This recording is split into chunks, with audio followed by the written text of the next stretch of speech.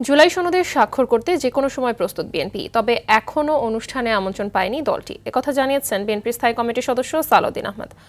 সকালে গুলশানে নিজ বাসভবনে সংবাদ সম্মেলনে তিনি বলেন, বিএনপি যে কোনো সময়ে জুলাই সনদে স্বাক্ষর করতে প্রস্তুত। এক্ষেত্রে বিএনপি সর্বোচ্চ সহযোগিতা করেছে বলে জানান তিনি।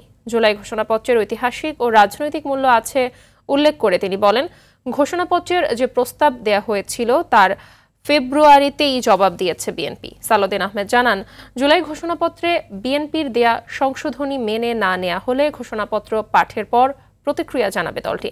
এছাড়া ৬টি সংস্কার কমিশনের ১৯টি মৌলিক বিষয়ে আলোচনা হয়েছে ঐকমত্য কমিশনে। ১৯টির মধ্যে ৭টিতে নোট অফ ডিসেন্ট দিয়েছে। সিসির খসড়া যেটা ঐকমত্য কমিশন থেকে আমাদেরকে প্রেরণ করা হয়েছে, এটার সাথে সম্পূর্ণ একমত পোষণ করে আমরা আমাদের রিপ্লাই দিয়েছি। ৩০শে জুলাই দিয়েছি, ৩১শে জুলাই এই প্রক্রিয়াটা সম্পন্ন হয়েছে। এখন এটার বাস্তবায়নের জন্য আইনি ভিত্তি থাকতে হবে বলে যে কেউ কেউ বলছে, সেই প্রক্রিয়ায় যদি কেউ আলোচনা করতে চায়, আমরা সেই আলোচনা আহ্বান জানালে সেখানেও আমরা যাব।